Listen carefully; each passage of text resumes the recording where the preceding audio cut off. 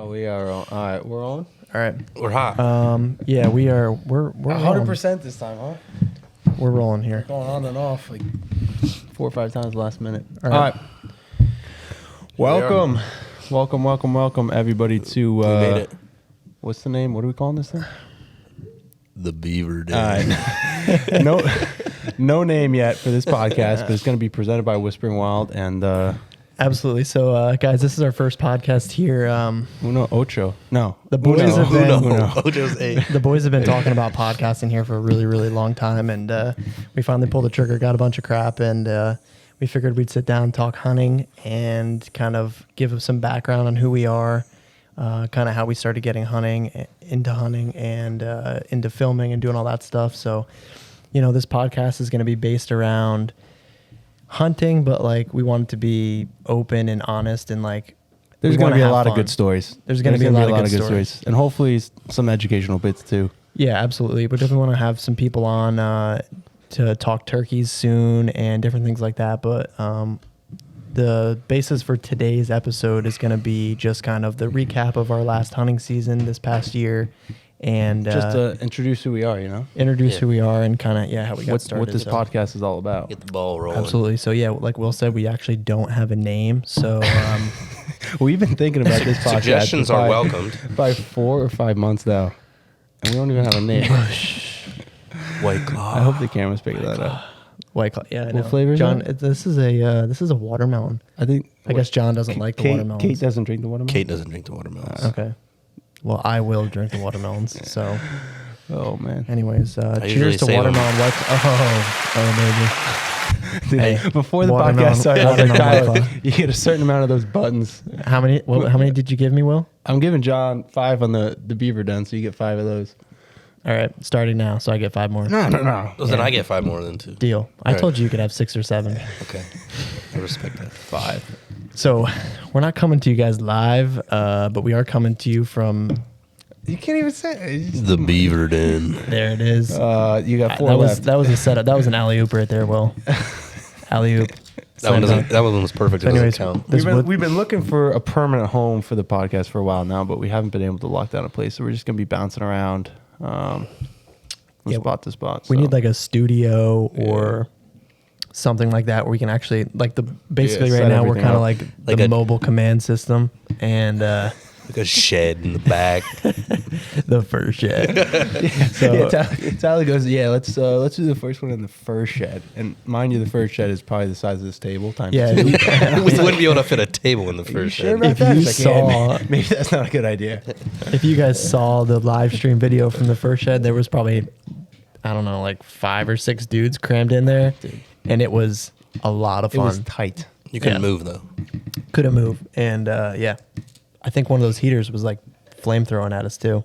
The one with all the hay in it that will have. 5 guys in a 10 by 10 room. It heats up. Yeah, it quick. probably wouldn't have been. It was like probably 5 below, and the wind was whipping outside. It was, yeah. But it probably wouldn't have been awesome. You're good, Kate. It probably wouldn't have been awesome if we were all crammed in there. But it would have been a cool concept, I thought. Yeah, if it was bigger and All right, just tear me down. had more. Tear me down. That's all right. I said the first shed was cool, and you're like, no. No, well, not that first shed. A first shed, maybe. but- Okay. Like a shed in general I think that's what Probably I would think be- Will's leaning towards just a shed. would is be what he ideal. wants. We can put it behind Will's house. Oh, Yeah. man. Okay, so let's All go right. through some introductions here. Johnny, you want to go ahead and introduce yourself? Surely. Well, I'm John. That's me. What do you want to know specifically? I want to know who you are, where you're from, social security number, Where do you like address, to hunt? why you like to hunt, what's your occupation? Social Security, that was my joke. What? Social Security is my joke. Well, you missed it, so I don't know what to tell you, dude. Well, yeah, I'm John. I'm from northern New Jersey. Right now, I am a mason, and my favorite thing to hunt. That's a hard one, because I really enjoy pheasant hunting because I can take my dog and we go out. What's your dog's name? Joey. I She is see Joey over there in the kitchen. She is a black lab, bred and trained for pointing and retrieving. So I want one of those dogs once your dad breeds again. So yeah, you guys have seen her in the Couple waterfowl videos. A couple waterfowl videos, but then yeah, we also go pheasant hunting, and she points. She's just over a year old now, but that's probably my favorite, just because I get to work with Joey. Yeah. What do you got? You don't want to go, Will? No, I'll go last. All right. My name is Tyler Nedergaal. I also live in northern New Jersey. If you haven't noticed, all three of us live in northern. I mean, I could be considered like an Iowan, maybe. Not really. I mean, you lived there for a year. I lived there for 4 years. I didn't live there for a year. John doesn't even consider himself an Iowa. I It was only a lived there part for, of my life that I enjoyed, but I'm still from northern New Jersey. Okay. I didn't know if I wanted to claim that title or not. Not really, probably not. Yeah. So okay, I'll call myself an Oregonian. That's probably worse. And don't even try to play it off like you're not. That's not true. So How long were you in Oregon? a year. How old are you? I'm 26. 26, 1 year in Oregon, and you're going to claim that you're what? Oregonian. I'll let the viewers decide. Yeah, so I hope you guys like the video series. We want to do a video podcast. We think that'd be super cool. So you could see Will's ugly mug Yeah, why do we put Will in the middle? because he just wanted to be the all-star here. It says the guy with the board pressing all the buttons. I haven't pressed one button. Now I did. So anyways, yeah, so my name is Tyler Nedergaal. I'm 26. I'm from northern New Jersey. And what were all the questions, Will? How we got into hunting? Occupation. Okay, so... I mean, how in depth do you want me to go? However in depth you want to. touch I could the run for surface. 10 minutes probably. Just touch- Well, maybe a little quicker than that. But Okay. So let me think here. I'm 26 years old. I started hunting when I was maybe 12 years old. Nobody in my immediate family hunted. So it was a little bit difficult to get into, kind of by my own. But my uncle did hunt, and so did my neighbor. My neighbor, Barry, helped me out quite a bit. I used to go over there and shoot longbow and recurve with him all the time growing up. And he's kind of probably helped spark the interest in me to go hunting and stuff. So that was kind of where I started. And then in high school, I joined an archery club, and that's really what pushed me into the archery side of things. And I wasn't old enough to buy a gun, and my parents they didn't trust me with a gun, if you want me to be honest with you. So I was a terror. I don't know. I used to start forest fires and stuff in the woods. What? One time, and then I got sent to daycare. So is that really true? that's dead honest, yeah. I was with a couple of my friends behind my house in the woods, and we had like this little cinder block fire pit, and it was in the summer sometime.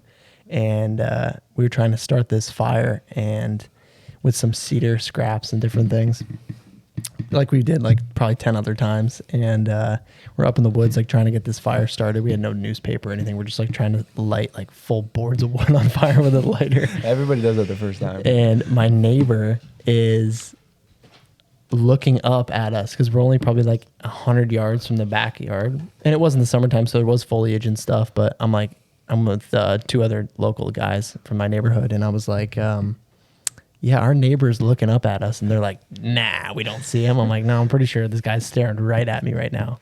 And then the fire whistle went off, and we hightailed it out of there. And there was another neighbor I didn't see that was like, police, stop, freeze. And I'm like, oh my goodness, I'm going to jail. And I'm young. I'm only 12 years old at this point. We got an arsonist over here. Hey. And we never even got the fire going. It was just smoking like a chimney. So he's like, freeze. And I was the one holding this stupid little cigarette lighter, and I was panicking. I'm like, do I chuck the lighter? And they're like, don't do anything. Don't talk to anyone. We'll talk. And I'm like, okay. So nothing ended up happening. But I've never heard this story before. my parents, I was scared to death. My parents weren't even home, and I figured that they were going to find out. So like when they all got home, I told them what happened, and my dad drove me down to the police station and made me apologize to the police captain and ask if like they were pressing charges or anything like that, which they weren't. But they basically like just slapped me on the wrist and like sent me on my way. But my parents didn't trust me anymore at home, so they sent me to daycare. And now I'm a wildland firefighter, so look how that works. No, I was gonna say. So yeah, anyways, going on from hunting, we can get into my older hunting stories maybe later or another podcast. But once I started hunting out of high school and stuff a lot right behind my house, same place that I started that fire. They gave me permission a couple years later to bow hunt it. But anyways, so at that point, this was probably around 2012 now. I was 15, maybe 16, 17 when I could just start to drive. Will Seitzma and I started trapping. Or Will was trapping. That's right when I got into trapping. And we started making some videos and stuff. Yeah. And that's kind of when the channel took off a little bit. And then from there, I hunted and stuff through high school. And then I really, at that point, at high school and stuff, I really wanted to be a carpenter. That's what I went to high school for, and I worked in construction for a couple years, and then for 5 or 6 years in construction, and then I found an internship opportunity on Instagram for Midwest Whitetail. And that is what took me to Iowa. I was in Southeast Iowa. I worked with Drake Lamb and Bill Winke. Bill was the host of Midwest Whitetail, and I got that internship through an Instagram post, which is pretty cool. Wait, what do you mean you got it? Like they posted and then you... I saw a post on Instagram that like said, send Jared Mills your email address and everything, or send Jared an email with your resume and cover letter. Gotcha. And I got an interview, and they accepted me out to go out there. And so that was a big deal. I really wanted to be in the hunting industry. That was like my ultimate goal, but at that time didn't feel like a realistic goal. So that's why I just went into construction. And then let me see. So I went to Iowa. John at that time was in college in Iowa. Yeah. How long were you in college when I went there? It was 2019, I think, as when I was in Iowa.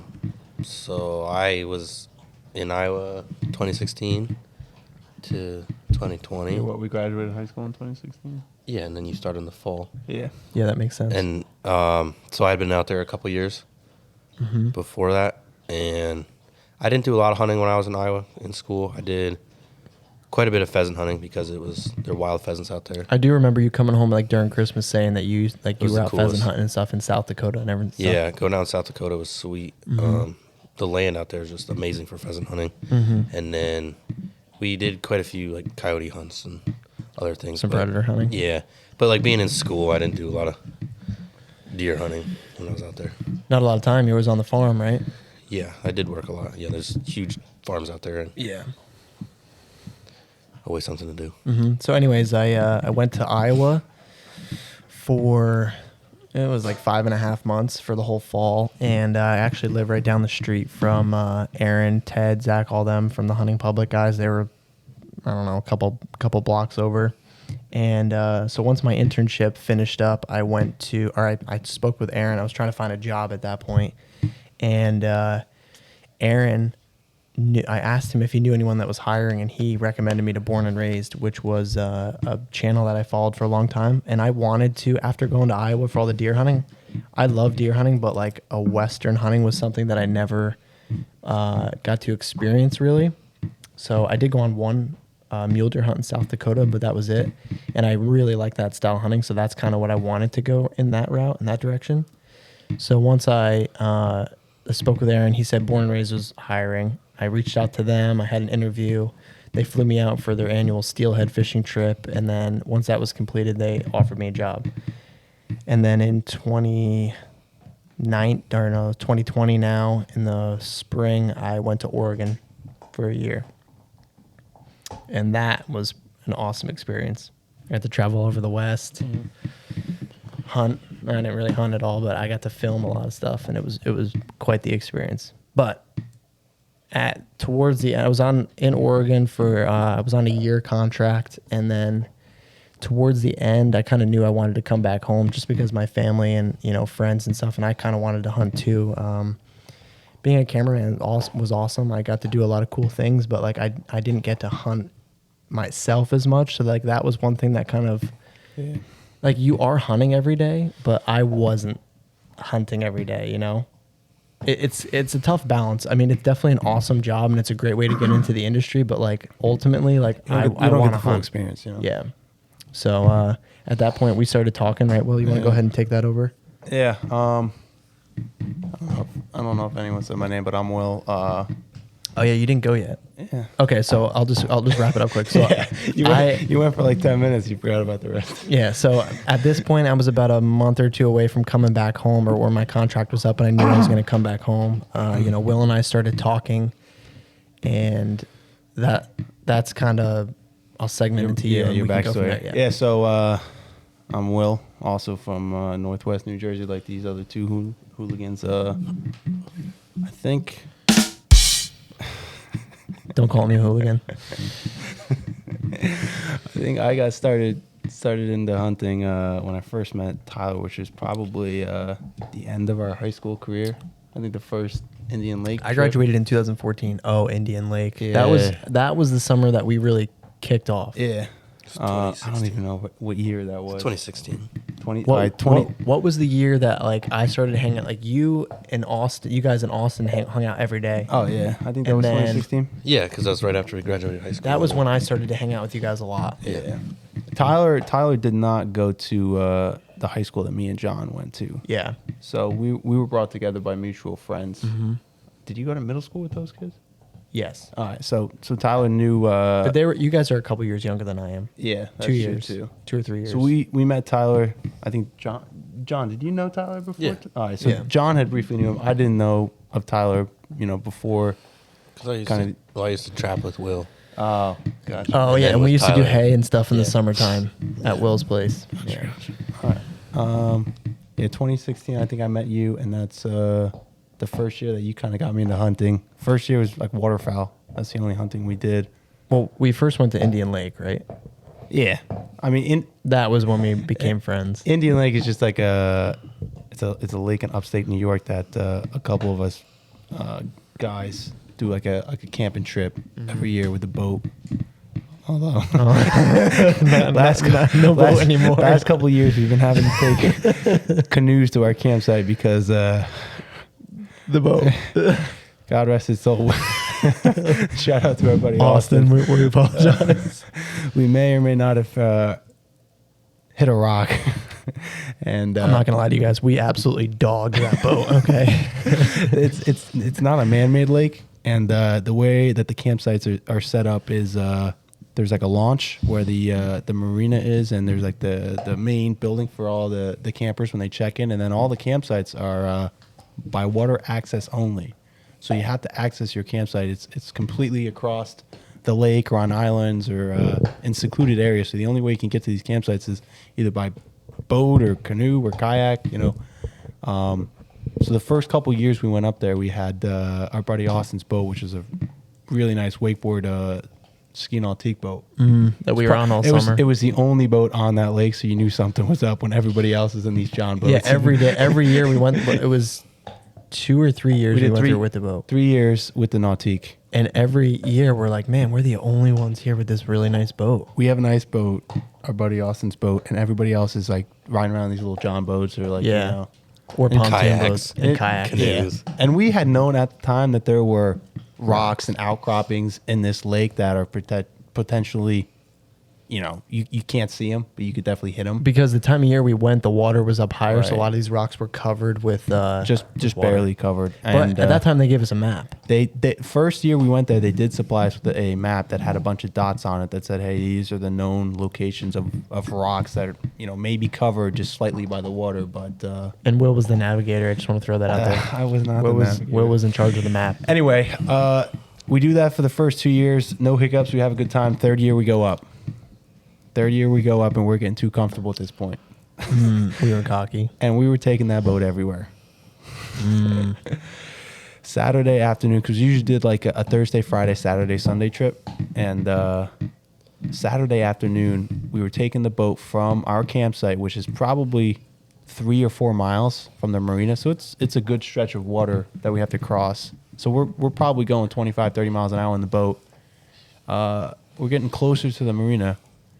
And 100 yards from the marina. probably 100 or 100. Maybe 150. Yeah, maybe 100. Luckily, we were close. But anyway, we're going full speed. We whacked a rock. I thought it was as soon as he let off of the throttle. Pretty much. As soon as he That's when we started got off backing a it off. plane. Yeah. And we sank back down the water a little bit, right? Maybe? Barely, if any. Barely. Anyway, this rock was probably 6 inches under the water level, and we just cranked it. It was like the front of the boat didn't hit it though. It was like the whole. The boat was up on plane, so like it wasn't like the bow of the boat hit it. It's I don't know how familiar you are with. Once you get the boat up on plane, it's really the back end of the prop and the rudder. Obviously, that's in the water. So we had hit a part of the hull, the rudder shaft, sheared. I think we sheared the rudder right off, completely demolished the prop. And it was like an endo on the boat. Like Oh, we yeah. hit. we're going like And it this. just went. And then of course we hit, and then like Austin's like something's wrong. He's like trying to like we stopped, and I'm like, we're sinking. And we are 100 yards, 150 yards at this point. From we couldn't see at that point whether or not the hull was damaged or if there was, water coming in underneath. which there was. Which there was a hole in the hull. So we didn't know it at the time. So as soon as we hit it, we had lost power in the rudder. So we were just sitting there. So we could see the marina by 100, 150 yards. And there were people watching us. Which these are the people that we always made fun of jumping in their little John boats and kayaks. And now we're sitting out there with a nice wakeboard nautique boat. Sinking. With one paddle. One paddle. We're all looking at each other like, oh my. And I was like, oh my goodness, everyone needs to jump in and swim this boat to shore. So we grabbed a couple ropes, we tied them to the bow, and we jumped in the water, and we're swimming this thing into the shore.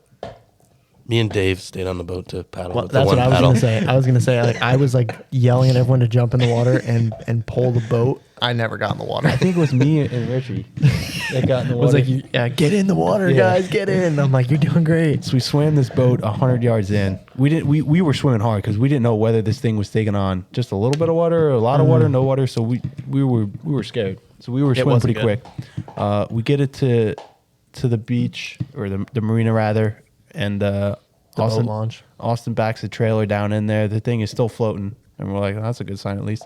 We put it on the trailer, man. Like we just push it up onto the trailer. We pull it out. Not good. Oh man. It'd be We cool if were had some all pictures of hoping it. to, like at that point we still didn't know what the extent of the damage was. Yeah. So it's, well, maybe it's total, maybe it's not total. We pulled it out and we're like, oh man. It was totaled.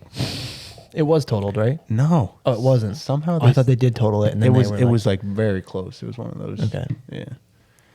Anyway, John, what was going through your head when that boat hit that rock? I mean, I was just scared, I guess. I don't know. It was just, I was afraid. yeah.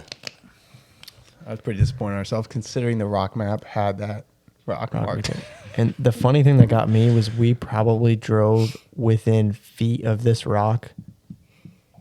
I don't know, Multiple This- times. 20, 25 times. This was the third year, like I said, and this rock was somewhat near the marina, 100, 150 yards, so we had frequently accessed this area of the lake.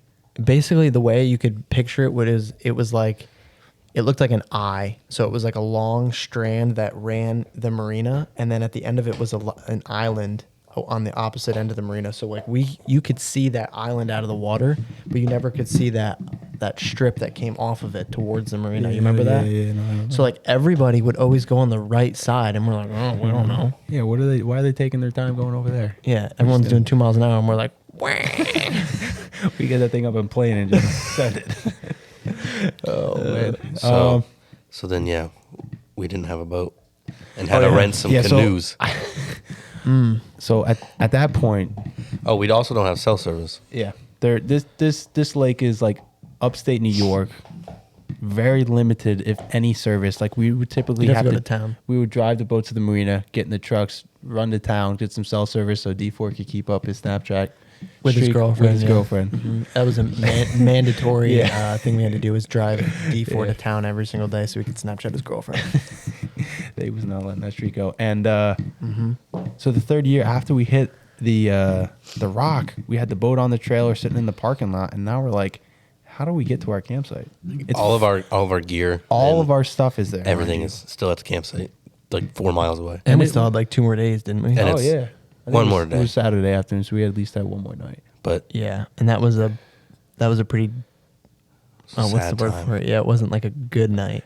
This It was trip, like everyone this went to trip bed has always early been a good time. We hang out with just the guys. We tell stories, jokes, drink a few beverages, and A lot of beverages. after we hit that rock that night.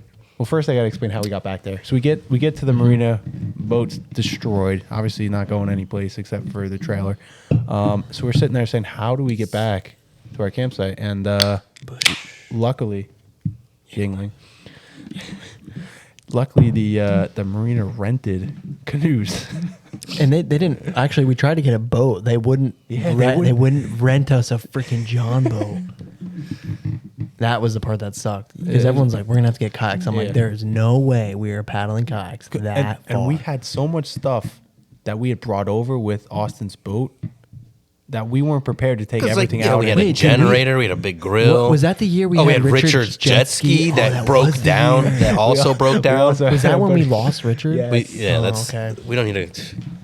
That We're was going the night pretty far before. down the. Yeah, I know. Down the We gotta road. get back Sidetrack. on. Yeah. Back, to wrap it up quick, we ended up having to paddle the 4 miles canoe there and back the next morning with all our stuff, and And- it was Richard's jet ski. and That Richard's didn't jet run. ski, which had died. He bought a jet ski specifically for this this trip, trip. and he ran it at home, and it worked good. When It's Tyler says bought, he means like a 1996 $100. with think it was 10,000 hours. $500. Yeah. It did have a trailer though, It did have a trailer. The trailer was worth more than the probably. Like Yeah. he brought like 15 spark plugs with him Yeah. with the jet ski because Yeah. he's It like, was a oh, two-stroke. it fouls plugs all the time. But what so we'll happened just swap was them out. is Richard wouldn't take off of work early, so the first night, Friday night. No, it was. They came. We went up Thursday. They came up Friday. Him and Dave. Oh no, we didn't. Did we? Yeah. Thursday night, Friday night, Saturday night. No Yeah. way. Yeah. Yeah. I thought we always went up Friday. No. Before the first First 3 3 years. years. Okay, We went up. so we went up Thursday. Richard and Dave Yeah. came up Friday after work. So by the time they got there, it was dark. And you need to understand, like out where we were, there's no lights anywhere. No, There's it's, no it's a lights. very remote Yeah. type of camping, It's There's like, one road up to the campsite, campground. and that's specifically There's- why we picked the place. Yeah, then you have it's to get on your dark, boat. It's dark. It's remote. There's no light pollution. None of that. No So cell service, obviously. they get there, and this was on Friday night. So like the first night, everyone's tired because we all got there. We didn't really get that rowdy or anything like that. And then the next night, we're like, it's gonna be go time. Because all the other boys were coming in. So they get there. It's dark, and Richard is. We're like, since it was so dark, we went real slow with the boat. Like not even like we were only doing like maybe We're 5 or idling. 10 miles. Yeah, idling. Like you're supposed to when it's dark out. Yeah, we were being cautious, and Richard was right behind us the whole way. Where he's On the like, jet ski. I'm on the jet ski. I'm And gonna. mind you, we're at night, and they've never been on the lake before. This was a brand new campsite. No. No, This was they had been there. they before. had been there before, but it was But so it dark. was so dark, his jet ski didn't don't have any know- like, lights. you don't know the lake, Yeah, you can't see anything. He had no lights on the jet ski. And no lights. So he was just gonna follow real close to us, and we were like shining the light on him to make sure he knew where to go. And halfway there, we're like, oh, we're doing pretty good, blah blah blah. And then we all start joking around as we start to get closer to camp, and then we're like, where's Richard? We look behind us, and He's not gone. there. He's gone. So we turn the boat off, and we hear no jet ski. The And we're jet like, ski "Oh, no. died. Oh no! So for the next hour and a half, maybe, like Richard, his jet ski died. We kept going for like I don't even think it was that far though. We were only like a couple 100 yards apart. We It's went dead all- calm. When we first realized we lost him, we were like, maybe he took off and went to the campsite without us. So we Past went. us. Yeah, like Oh, that's right. He went past us. Maybe he got in front of us, went to the campsite. So we're like, maybe he's at the campsite. We're still in good hopes at this point. And That's right. we get all the way to the campsite, and what do we see? Nothing. So we started using the air, just to wrap the story up quicker. We can get them on and talk about this one night, but we were blaring the boat horn, didn't hear anything. We're like screaming, shouting, no sign of Richard, no sound of a jet ski, nothing. At this point, we're like, he drowned or something. Long story short, we end up finding him, but he was blaring his whistle and everything. We never heard a peep, and it is dead calm. There's no noise there. It was weird. We weren't that far apart, I don't think. I don't think so. I don't know. We were within just a like little bit of 300 wind or yards. something. It was I think It was damp. very It was foggy. damp and foggy. That like could have had something Yeah. to do with it. I don't know. when we found him, was his jet ski taking on water or something? Oh, No, yeah. he was in the water swimming with the jet ski to shore. Yeah. But it did have cracks and it was taking on water, wasn't it? I don't know, might have been. I think it We was. had to drain it every night at the beach. Long story short, that kind of ruined the vibe for that night too. And then the next morning we wrecked the boat, right? We wrecked a boat. That was the third year. We've gone back the fourth year on strictly canoes, and we're gonna go back again this year. Speaking of that, I gotta book that still. If we can even get a site now. I know. Anyway, so that's how I met Tyler. Indian Lake was the first time we really got to know each other, and that was in 2016. Since then, he's kind of taken me under his wing and introduced me to the whole hunting thing. We started with waterfowl, and eventually this last year, he's Yeah, I kept telling Will, John and I would waterfowl hunt sometimes, and we kept telling Will, like, dude, you gotta come. It's so much fun. And like prior to Will coming waterfowl hunting, we had like a couple really good hunts, and we were shooting lots of birds. I'm like, Will, you just gotta come with But us, and dude. it seemed like it was like we would just pick a random field, throw out Yeah, random like, decoys, we weren't spreads, scouting, we and weren't doing and then we were nothing. just like, all right, yeah, we'll hunt this Saturday, and it was like, boom, we get birds every time. Yeah, it was like for the most part, like we didn't scout at all. No. And we were, I mean, maybe once in a while we would if we had like a couple hours on a Friday or Yeah. whatever. But for the most part, we never scouted. We would just go to places that were like maybe traffic areas or whatever. and then once I joined the group, like, We don't kill birds it anymore. just went downhill. But without scouting, we had like pretty good success, like Yeah. John said. So Yeah. then like we're like, Will, you got to get out here. Yeah, so so he comes with us. they all- I don't they- think we killed a bird for like that the rest of that year. Maybe like one. I don't think we had one limit hunt. I know we killed a couple birds, but we didn't have any like really hunts that we were excited about. I just don't know. I mean, maybe there just wasn't birds in the area. Or, At what point did you buy that SX4 for waterfowl hunting? that was the first year you and Jay convinced me to buy it. Me and Jay. Yeah, because you took me to Cabela's and you said you're buying this thing now, and I said, Was it at "Mm." Cabela's you bought it? No, because you tried to get me to buy it there. I eventually bought it from Cabela's, but Speaking of that, Jay, if you're out there, please give me a call, buddy. Been trying to get in contact with you. Anyways, go ahead, Will. yeah, we missed Jay. We do. Yeah, it was that first year I got the SX4. I think you bought one last year, right? I bought one last year, yeah. I didn't love that gun. He never used it, so basically the whole bottom line here is Will bought this really nice semi-automatic $1,000 Winchester SX4, and then the following use year, that thing. no, you don't. I use that The thing. following year, he bought a Stoker on sale for like $300. Dude, it's a Pump action 12 gauge. It's a nice gun. It's a workhorse. It's a nice gun, but he's got a really nice Winchester SX4 semi-automatic. He's got the kicks, high flyer, choke, like all built out, ready to go. Speaking of that video, Never brought it once this year. Won't use it. I use that every time we go duck hunting. Okay, Every time. but Tell me I'm wrong. we go waterfowl hunting at John's house this past winter. We go goose hunting. It's like maybe like 20 degrees, John. Oh, yeah. I get there, I go, Will, what in the world? Where's your Winchester SX4? It's too cold. I didn't know if it would shoot. I didn't think it would cycle. I didn't It think it might would freeze cycle. up. I didn't say that, did I? Okay, that's what we're dealing with here. Just to give you some background on Will. So, you got two of those. So That was bad. Use them sparingly. I thought that one was going to be the wah, wah, wah. You got to remember. You gotta No, label the. Now you're way off. Oh, this one's going to play out. Oh, jeez. I got to practice a little You bit. gotta label the Sorry about buttons. You this. got to label the buttons, yeah. Well, normally if I add in other ones, I can change the colors so I know what they are. But since these are all the standard ones, I don't know. So waterfowl, I think one of my first questions, what's your favorite thing to hunt? I would say duck hunting is about my favorite thing. Maybe as we get more into whitetail, I'll learn to like that more. But there's some. I will tell you this: we had trouble goose hunting that first year, but no, it was the second year when me and John Oh, that was went wild. to duck pond. Duck pond Well, you opening guys, day. you guys hunted the whole year I was in Oregon. Yeah, when Tyler was away, John and Will with went Born and with Raised. it. Yeah. Me and John. we didn't really know where we were going. Tyler told us about this spot. Secret spot. We just got back from our honeymoon. I don't think that was the first time we went there. Yeah, it was. And you lost your water bottle.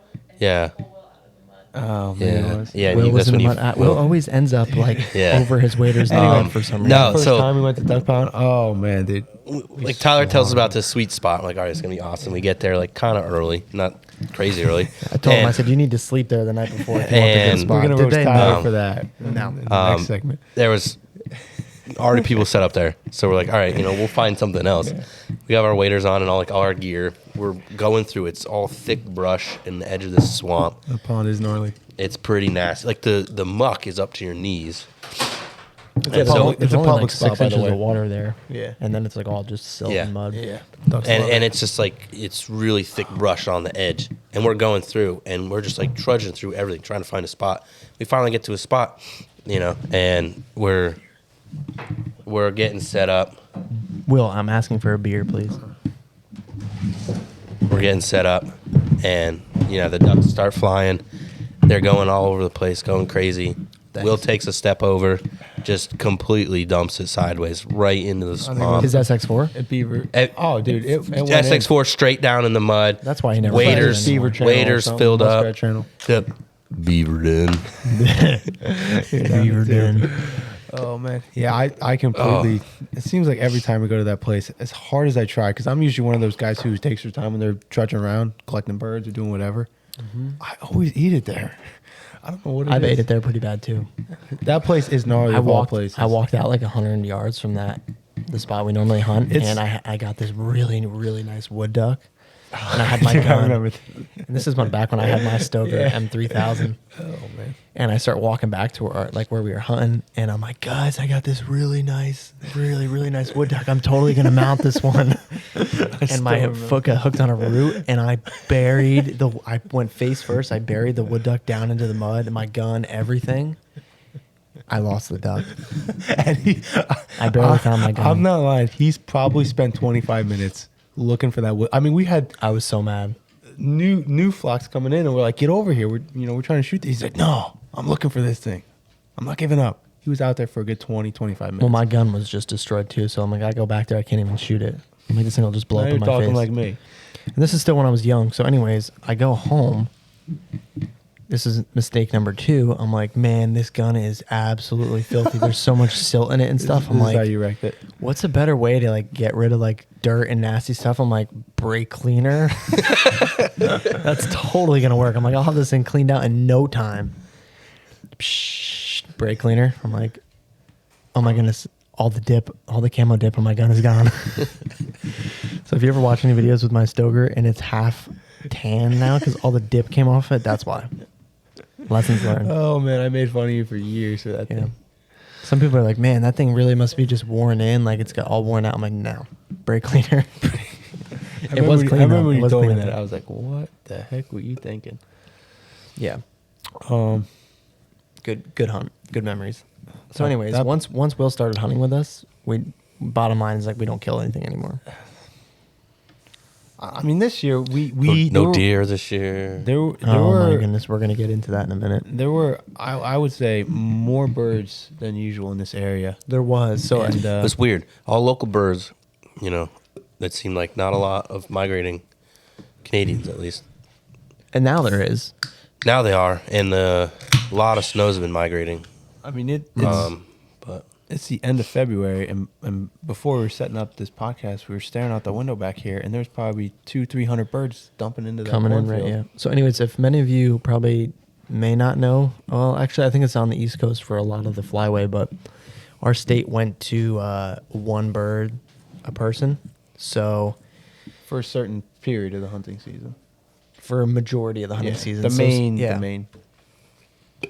For September, we are allowed. I think it was like 15 for the So month of early September. goose September is Yeah. 15. yeah, and there's Lots of birds. Well, lots of. I mean, it's like depending. they're hanging out on water, You and then either they get- walk up on the grass, Yeah. and then they might fly around for a little bit, but then they're going. That's back, when right we do. back to the That's same when we spot. scout quite a bit if we Yeah. can, because you can either have a lights out September hunt or you don't see any birds. It's hit or miss. Yeah. That's tough.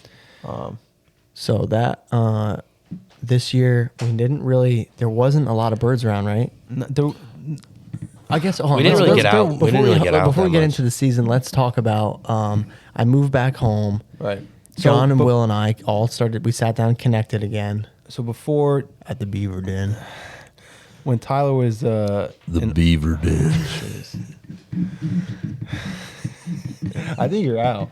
No. No, he's not out. He's got more. So when Tyler was, starting to prepare to come back home, we talked about rebranding the channel, which we did before it was Backland Outdoors. Now we completely rebranded it, relaunched it pretty much to Whispering Wild, and that's the name that we stuck with all through this year. We And are going to continue to stick with. yeah, I like it. I think it's pretty good. That was the hardest thing for us, was like to figure out a name for the channel. We I guess if we want to get into that a little bit, we just tried to stay away from like outdoors. Not that we don't like it. We really like that, but it's very common now. It's Everybody's It's outdoors. hard to find something original. Yeah. So I think it took us a long time to at least a year, right? There would be nights where we sit on the phone for hours and just run through different names. Oh, I forgot, in Iowa, there were nights we were on the phone for like 6 hours one time. Trying to think of. I was in Iowa. Yeah, was it? Mm-hmm. We would take individual words and try and put them together, and Word generators, all that. yeah. Eventually, we came up with Whispering Wild, and I think we hit the freaking jackpot. I like it. Mm-hmm. Yeah. So when Tyler, what were you saying? How we once I rebranded the came channel, back. and then this past year was our first hunting season where we started really taking this thing seriously and making commitments that we'd hunt, X amount each weekend, and we had, I think we hunted more than we expected whitetail. Yeah, absolutely. We thought that we were going to be the way I thought it was going to go, the way I hoped that it went was going to be, September we get a couple waterfowl hunts in, which didn't really happen, right? Didn't we get one? One. Oh, that's right. Yeah. We did get one or two in, yeah, one or two decent hunts. So, but like right out of the gate, we were deer hunting quite a bit, and then because our whole plan this year was to do the kayak series, Yeah. the public land kayak series. So we really got sucked in the hole on the deer hunting, and the waterfowl kind of just got thrown to the back burner a little bit. We got so entrapped with trying to learn and figure out that new piece of public land that we were trying this year that we just focused all our energy every weekend going out there and the waterfowl. I mean, We just fell by the wayside until there was a couple. We'd get into a groove for 2 or 3 weekends where we go waterfowl hunting every weekend. but not really this year. I didn't think. Not that Basically, much. we thought we were gonna hunt a little bit in September, Kill some more deer. deer hunt the October lull, and then get into November. And I was hoping by like November 10th or something, like the second week in November, I was gonna kill, or that was the plan. At least in November, I was gonna kill, and then I really wanted to get a New York rifle tag, and we were all gonna go up there and rifle hunt. But it just didn't work out. Yeah. The time, a lot of you guys know how the deer season goes. Like, this may have been the fastest deer season for me. I think it just flew by. Yeah. I mean, we had plenty of opportunity. We just couldn't find them, in my opinion. We just couldn't get on the deer. I mean, you spent a lot of time up at the new 18 acres too. Yeah, I spent a lot of time in there, and it was. Yeah, John they had were- better success than we did. Yeah, I definitely saw a lot of deer, and let some go that I now, wish I didn't. At the beginning of the season, we were like, Yeah. it's got to be 160 inches. Yeah. We're on. By the end, during Buck Week, it was like, we had to get out the tape measure. So it was. Oh, We're not trophy hunters at all. At least I'm not. And I think I can we speak just had for a John different, and Will too. different set of standards. Obviously, everybody does that though. My goal Yeah. was if I can get on at least 130-inch whitetail here in New Jersey, that's at least our area. That's a pretty good deer. 140 is a absolutely. big deer. Yeah. Well, it's we got, we get the cameras out, and you see the one big deer that you got on the property, and then you see all the little ones when you're sitting out there, and you're like, oh, just wait for the next one, and then it never comes. Yeah. It never came. Yeah. The one good encounter I had was with Melissa, and we didn't have a buck tag. In September. Would you rather have shot or taken that one or that shed she found? I think I'd rather take the shed she found? dude. Yeah. Tyler's girlfriend Melissa found An absolute hammer. dude. A giant shed. If it was a match set, it would be 150 55 inches, I would say. I had somebody at 100, at work least 150 inches. call me about that shed. Really? Yeah. Did they know "Hey, that? I know your buddy's girlfriend found that shed. That is crazy." Yeah. Mm-hmm. Man. So word on the street is there's a deer. I'm not going to say where, but there's a deer that looks similar to that side in the opposite. So she found, I think it was the left side, and somebody has a picture of a deer that looks very similar, with the right side being a drop tine. So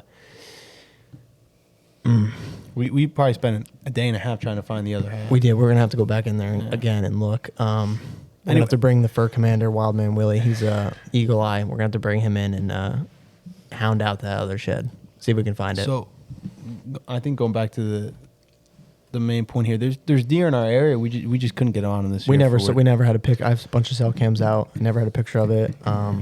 Never saw it. Never heard of it until she found that shed. It's tough, So especially when you think the entire season that deer doesn't exist, and then you learn to find that it does. You know. yeah. In the area we were hunting, back in the day, was from the intel we've gathered from a lot of old timers that have hunted it. It's been lights out, and there's been really, really good deer in there. However, this past couple years, I guess there was some EHD in there, and it's taken out a lot of deer. It still continues to. We did find some other dead ones and heard of other dead ones this year. So we think that it was worse than maybe what they're saying it was on the deer numbers that were down. So we're not exactly sure. So anyways, to sum it up, we just had a really rough season. We hunted. How many times did we hunt, Will? I think it was between 45 and 50. 45 and 50 sits. And you guys saw probably a third of those. Yeah, I would say 25%. Yeah, we really tried hard to make sure our videos have like relatable, quality content. We want there to be value in everything that you guys watch. We don't want to waste your time. So that was super difficult with like this whole hunting season. I'd be at work. I remember it was October, 23rd or something. I was building a barn. Like I mentioned, I'm a carpenter, so I build a lot of pole barns.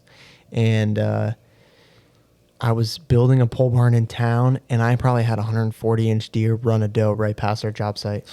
And I'm like, oh my goodness, I need to get out of here and in the stand. I probably saw more deer I've ever seen, for the most part at night. This one was in the morning at like 9:30, but for the most part at dusk or dark, driving around, I saw so many deer rutting. Good deer. Yeah. And then we'd go hunting, and we wouldn't see a deer. Oh man. And like we're hunting the wind. We're hunting like is the best access we can. We're utilizing Onyx to just try and make the best approaches that we can and everything for these stands and playing the wind, everything. And we just didn't have success this year.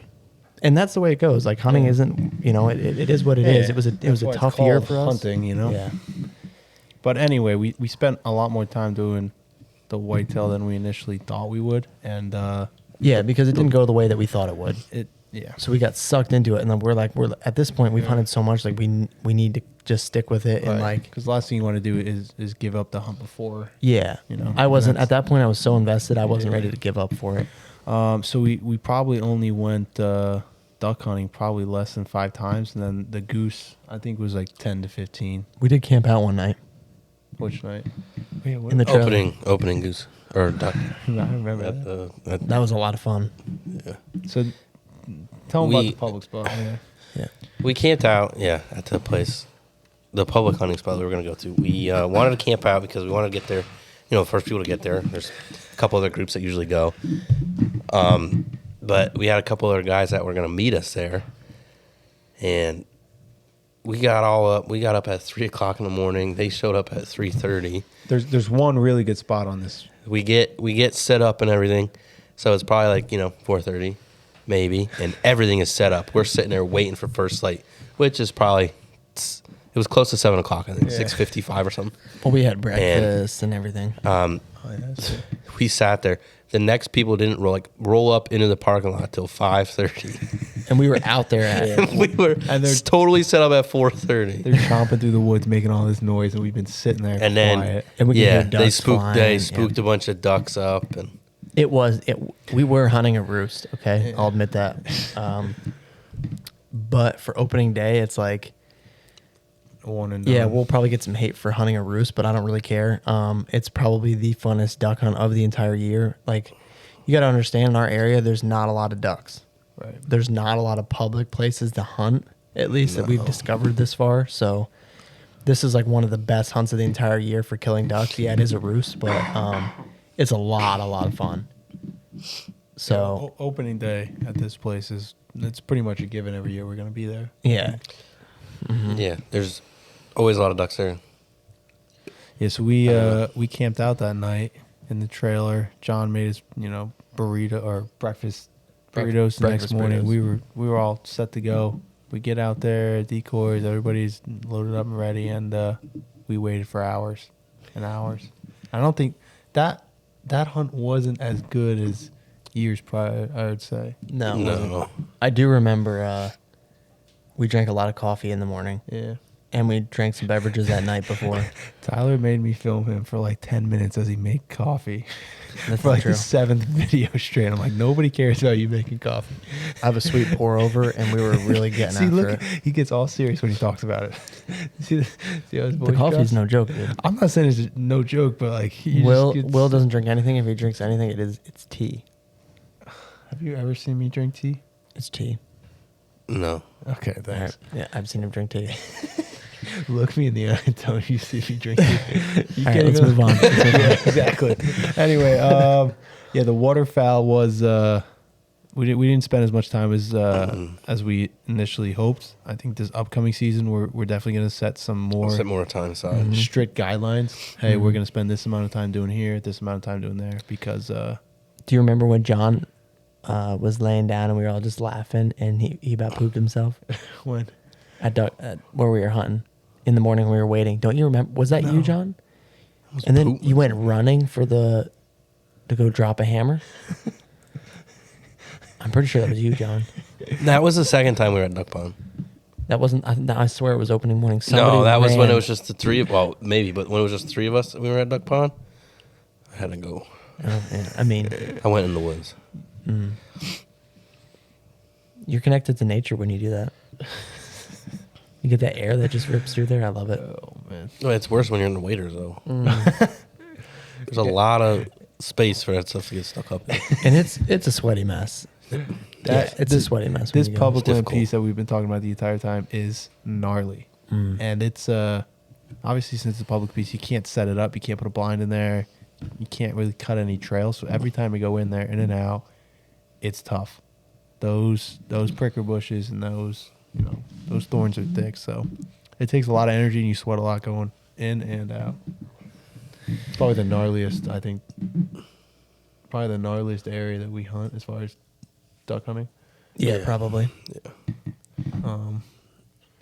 Yeah, so So I guess, well, then Buck Week did not I'm not talking pan about out. it. I told you. Did I not wasn't pan talking out about that it. good this year. So yeah, just to wrap that up, our deer season wasn't awesome. We had a lot of fun. We just didn't kill. So I mean, that's part of it. Like we were saying, I shot a drop time, but John did. Yeah. Oh yeah, you did. Okay. So a 4-point drop time. to wrap up the deer season, really, we finish off with New Jersey as it's called 6-day firearm, and everyone calls it AKA Buck Week. A lot of the local bars and stuff have contests and different things. You bring in your deer and you can win guns and different things like that, and some of the sports shops as well. So we all do that. Everyone takes off some days of work, and we all push deer drives and different things like that. So Will, in years past, never partook in that. No. So we were like, you gotta come this year. He wouldn't take off work. I think I did. Yeah, one day. No, so you, we normally you take came him- on Saturday. That was Yeah, it. that doesn't count. I took one more So day. the way it's Monday through Saturday. You can use muzzleloader or shotgun, and you can kill $2 bucks. Has to be at least one antler of 3 inches or greater That's to be the trophy. considered a buck. Yeah, 3 inches or less, it's considered a doe. So keep that in mind. So What we hunted Monday, Monday, Wednesday, Friday. Friday. I hunted Monday, Friday, Saturday. I think. Oh, maybe. Oh yeah, this is Monday, Friday, Saturday. Mm-hmm. That's right. So Monday we did a couple private drives, and then we towards the end of the day we did some public stuff. For the most part, we did all of our private drives, which Will wasn't happy about. So then we did kill a couple bucks, small bucks. A couple guys in our group did shoot some little fork and horns and different things like that. And then, what, you hunted on Wednesday, John? No, I didn't. I might have sat in the morning, but I didn't kill anything. And then we went Friday. Friday we saw a big one. That nice 8. Over at the place that I hunt? Yeah, over at the farm. That was Clay. We'll have to get Clay on here. Yeah. Clay shot at, he probably had like 50 deer run right to him. Yeah, and there was one nice buck in the mix. Yeah, it was like at least 100-inch 8-point. Yeah, he shot at it, says he hit it. We did find blood. We found blood. We traced, I don't know, 400, 500 yards. Yeah, it was like hundreds and hundreds of yards. And then we lost it. It crossed this big open field. We got permission from the neighbor to go on there and look for it, and we couldn't find it. After that, we couldn't. Yeah, we didn't have any more blood or nothing. So that was a downer. Mm-hmm. Then Saturday morning, Will came. Will was there finally. Did we hunt that morning, Showed up. Will, or no? We sat that morning. No, we drove. We went to Riches, We went straight to Riches, and drove. Oh, that's right. Drove that hill, and that's when I. Yeah, so our buddy Rich, we drove his place. John sat, Rich sat, I drove, Will drove, and our buddy Caleb drove. And John shot a drop hammer off that one. Big old drop time. This thing starts coming down the hill, and I see the one side. I'm like, it's going to be a nice 6. Mm-hmm. I shot it, walk up to it. The other side just completely drops straight down and comes back up. That sucker was every bit of like 15 inches. It was the weirdest looking deer. Yeah, it must have been hit by a car or something. Yeah, or it's like, I was talking to an older guy that hunts over there sometimes on the other side of the river, and he has shot 2 deer that the one side was dropped down and then comes back up and starts growing up like a regular antler. Oh, really? Yeah, and he has the mounts for him. So right out of the gate, we had a good morning. John killed. Yep. Then we went back into our buddy Rich's house. He made us breakfast. We go back out, and it starts pouring rain. It was a wet day. At this point, what did you think, Will? What was like your first deer drive ever? What did you think? Nah, I mean, I think we opened. I mean, at first, you go into how you didn't like people shooting spikes. Well, we spend so much time out in the woods chasing decent-sized deer, and then I feel like it's a little counterproductive to be whacking every deer you see in buckwheat. Oh, just because you haven't shot. We skipped ahead a little bit. Did we? We forgot Friday morning when Rich shot that spike. No, that was Saturday. No, because Josh was there with his tape measure. Oh, then that was Saturday. No, I forgot that was Friday. So Will wasn't there. Will wasn't there. That's right. Okay. Yeah. So yeah, let's go to Friday. I've heard stories. We were Rewind. telling Will, we're like, rewind. We told Will, dude, you have to be here on Friday. Like, you're dead to me if you don't show up on Friday. He's like, yeah, I'm probably gonna be there. No. Big NO on that one. Will didn't show up. So we do some deer drives. We earlier, I don't know if we hunted it another day on Monday. We did. That's when Greg shot that little Ford. Monday, our buddy Greg, we pushed this drive, never drove it before. It was a big chunk of public. And our buddy Greg shot a little... He had 2 bucks coming to him. Yeah, go ahead, John. You were next to him. Tell them. I was standing right next to him. I'm watching them. They come down this hill right towards him. There's 2 of them. And the one, it's like, from where I was sitting, you couldn't tell it was a buck. It was barely a spike. The other one had a nice little fork. So, yeah, Greg goes up, shoots that one. We get it. Nice. And he's like, yeah, there was a really small spike there, but I passed up on it. So, then fast forward back to the next time we're up there, Friday. And very similar situation. I'm sitting again, and then it's me sitting, then Rich, and then Tyler, you're up from him. Basically, if you were to picture it, think of like a rectangle, and in the 2/3 of it was a giant steep it was a giant steep hill. Okay, so it was a giant steep hill, and then it leveled off for the 2/3 of it, and then the last third, which is where we had all our sitters, it dropped straight down off this hill, and it came back up, and so there was this like really sharp gully or valley, I guess, that everyone kind of sat on, and these deer would come barreling down the hill, and it was steep, so like you could see them coming down off the hill. So that's where we had all our sitters, and at the bottom of the hill, it was Caleb was down at the bottom, then it was me up the hill a little bit, then Rich, and then Tyler was up from there. I was all the way up bordering the private. Yeah, and it was very similar thing, but like up on the other side for me this time, I see a few deer start running down the hill, and I'm seeing them, and I'm like, they're all does, 100%. Yeah. No doubt in my mind, they're does. Like I'm just like, I saw them too, and I wasn't sure if there was any bucks. like no way. And then not 30 seconds later, I hear a shot go off, and I couldn't believe it. I really thought he shot. So we had a deer. It ran down the steep hill in the gully straight up at our buddy Rich, and he shot.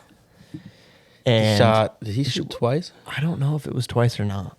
Because you finished it. I finished it. Yeah. Because it was stumbling over by you, and then you had to shoot it. Yeah. Killing it.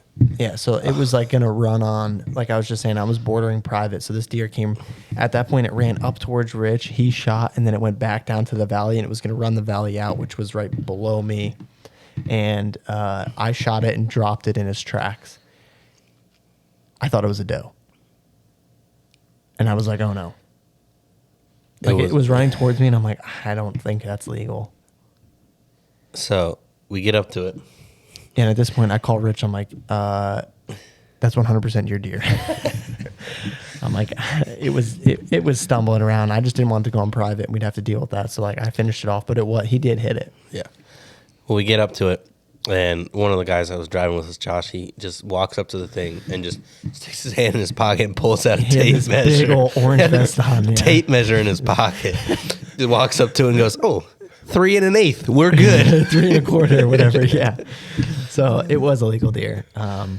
So The smallest legal deer yeah, possible, basically. it was a small deer, and so Rich was all tickled pink about it, and so Will was not happy about that. And the way that I feel is like, if a deer makes you happy, by all means shoot it. That's my view on things. Like, if it's gonna make you happy, then definitely shoot it, whether it's a spike or a giant deer. I don't care. Yeah, That's the way that I feel. Will, on the other hand, was a little bit upset. Like, you got to understand. That wasn't the crux of why I was upset. I think that. Okay. All right. So you weren't upset about him killing the deer. No.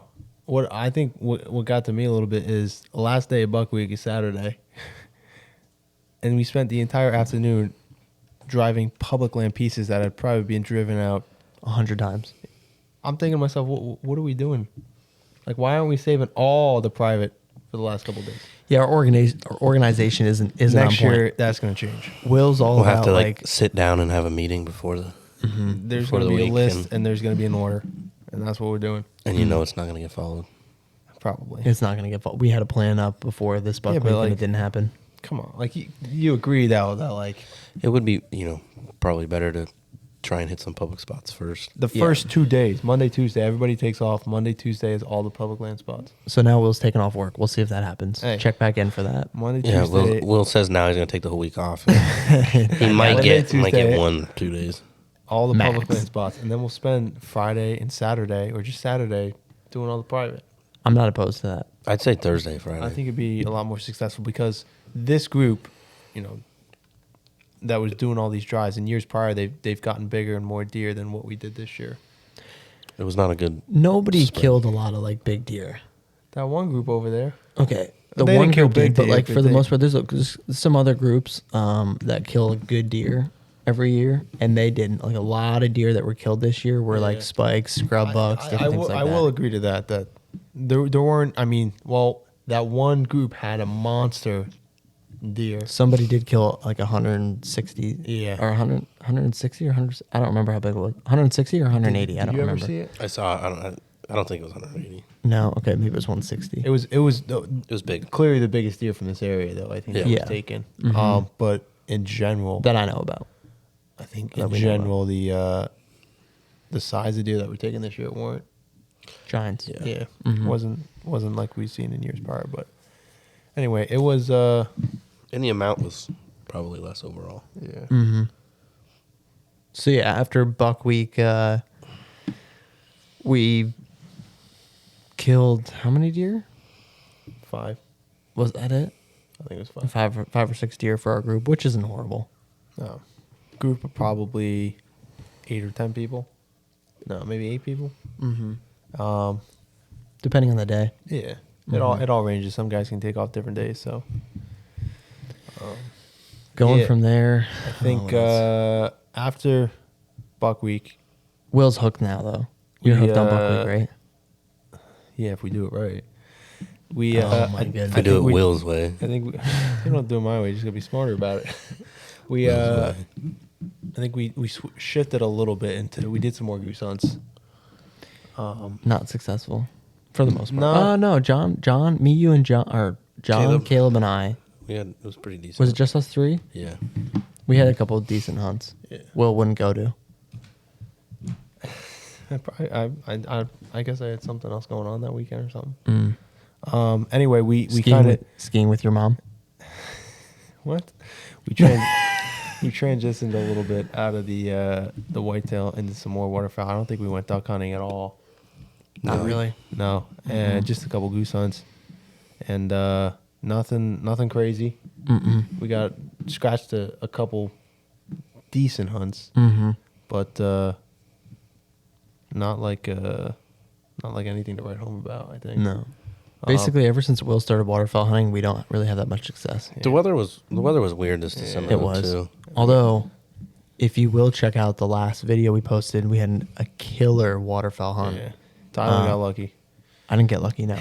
Tyler got lucky. I was lucky because Will wasn't there. He that's, got why, lucky. that's why we killed a lot of geese. He got lucky. 50 birds. Yeah, so that video is that's sweet. yeah. So the season here has been in September. You're allowed 15, I believe, is what it was, and then you're allowed 1 goose after that. So that was like kind of a hold up for a lot of people in our area. Not a ton of people goose hunting because normally we go with like between 4 and 6 guys would be the average hunt, I would say, and it's like a lot of work for not like 1 group and you're done. Yeah. So that was a hold up, I think, for a lot of people not hunting. But we did have a northern late season zone where we could kill 5. Yeah. And that's when we I think that's kind of when we started in September. We did a few hunts, a few more during the 1 bird limit season, and then once it came back to 5, I think we took it a little bit more seriously and went back at it. And that's when we had a couple, like I said, a couple decent hunts, but nothing like the one that you just went on. So yeah. I also got Will introduced to here in the state of New Jersey. We have the New Jersey State Forest Fire Service, and the way it works is like there's full-time firefighters and then there's all part-time guys. So when there's a fire, basically we're like call when needed. Yeah. And Will and I do that. And then we do the help with the Western assignments. So We go all west those and fight fire. those big fires out west that you see on the news channels, where they're burning hundreds of thousands of acres. Like, for example, the state of California will call on other states to send them resources. So, like, they'll call in New Jersey, hey, we need X amount of guys and trucks. Can you send them? And so that's like here in New Jersey, it's the fire season. It's nothing crazy. Yeah. But a lot of our guys go out west to help with those bigger Fires. Yeah, those bigger fires. So that's one cool aspect. Yeah, I went to Helena, Montana this past summer, and that was a lot of fun. Yeah. You do like a 2-week assignment and stuff. So if you're interested in the Forest Fire Service here, leave a comment. We'll get you in. We can start some recruitment. You sit there. You sit that bush. Well, Tyler has a Hyundai with blue flashing lights on the top. I do. Yeah, I just joined my local fire department. I'm a structured firefighter now, kind of. I'm in Fire 1. But I do have the blue strobes. And I actually just put in some, The grill flashers. I'm legit. Watch out. If you see me on the road, definitely watch out. Definitely And don't pull over. Definitely don't pull go out over. of his way. Pull over. Just You don't laugh. pull over, that Hyundai will ram you if you don't pull over. Will, what else you got? Anybody? Do you have any other topics you want to cover quick or no? Did we cover everything from No, the season? I think we got everything. Everything that we initially thought for this first opening podcast would be good. Yeah, pretty much we wanted to get this thing rolling. Like we said earlier, we talked about this for a while. Finally got the stuff to do it, and we're stoked. I think we're really excited to kick this thing off. Mm-hmm. I think it's a lot of fun. Hopefully, our goal is at least one podcast a week. Yeah, that's what we're gonna try to do. Posted at least. We're gonna try and get a couple of them piled up. But Yeah. We'll get some guests out here. We'll talk about, break it down, talk about specific topics or whatever. So it's not just rambling. yeah, Stories about us crashing boats. I still man. can't believe we did that. We had fun doing it. We learned a lot. Mm-hmm.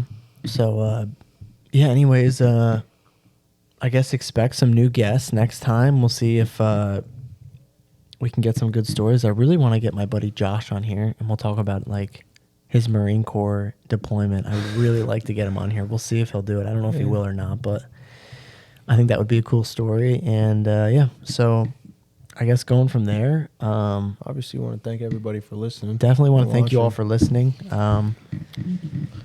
Yeah. John, any final thoughts? No.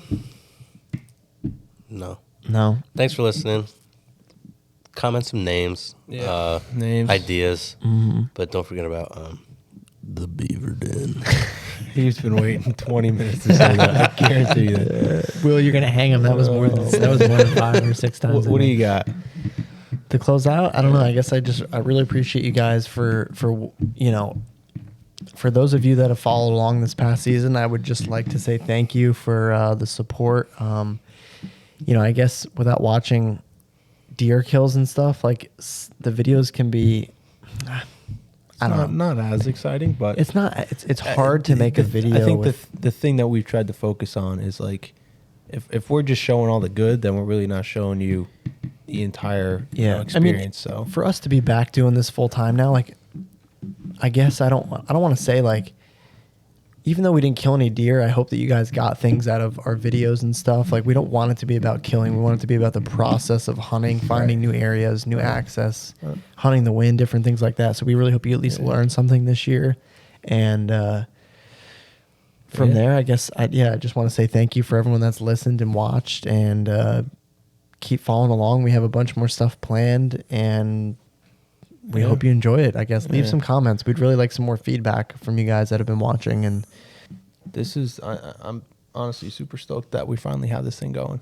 I know it It's- feels so good. It's been a while. I mean, we've talked, but now it's finally going, and They're fun to make. I like they podcasts are. are fun. The idea of this is for us to have fun and for you guys to have fun too. So Absolutely. we hope you guys get a kick out of our stories and maybe learn a little bit along the way. And I guess we'll catch you on the next one. Yeah. I think it's hard to I guess like the another reason behind the podcast is like we want you guys to know us more on like a personal level, and we think doing this will be a good way to do that and to maybe connect with us more. So especially if you have more questions and stuff, we can address them here. So I guess I'll just leave with that. Leave some questions that we can answer for you guys. Yeah, absolutely, guys. So we appreciate you listening.